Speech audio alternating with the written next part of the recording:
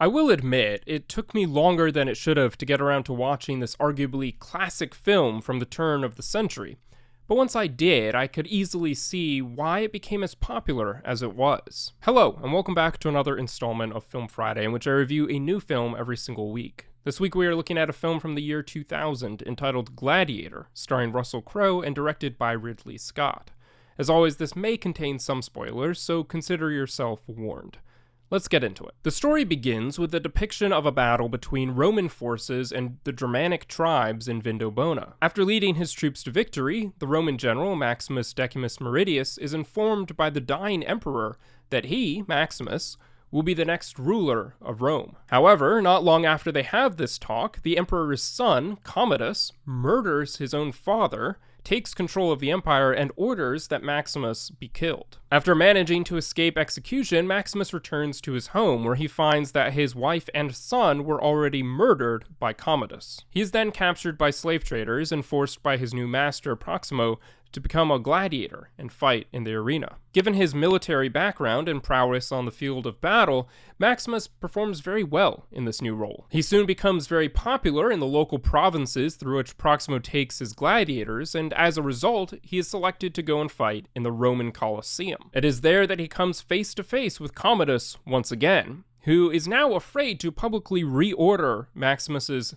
execution due to that gladiator's popularity with the crowds. Instead, he challenges Maximus to a duel in the Colosseum, secretly stabbing him before the match even begins to guarantee his own victory. But despite the sabotage, Maximus manages to overpower Commodus and kill him. But Maximus does end up succumbing to the wound which Commodus gave him and dies soon after. Now, as I mentioned in the beginning, it was easy to see why this film became a classic in the way that it did. The story is a tragic one, but one which nonetheless holds a very satisfying ending, helped on by excellent performances from Russell Crowe and Joaquin Phoenix, who plays Commodus. It is very easy to side with and admire Crowe's Maximus, and very easy to despise and revile Phoenix's Commodus. The story, while perhaps not fully unique or original, or historically accurate for that matter, was very well written and contained a number of iconic quotes. I am not entertained! It was well paced, details were well explored without overdoing the exposition, and it was all wrapped up very neatly at the end, which is not necessarily an easy thing to do. Now, I did find that the cinematography, while very good at times, often felt a bit dated. And there was a marked overindulgence in the use of slow motion, which is something else that I've noticed from films around the same time period. But from what I was able to learn, a good deal of the special effects in this film were done practically, while the rest were computer generated. In particular, while filming the initial scenes of Gladiator, Ridley Scott apparently got permission from the British Forestry Commission of Bourne Wood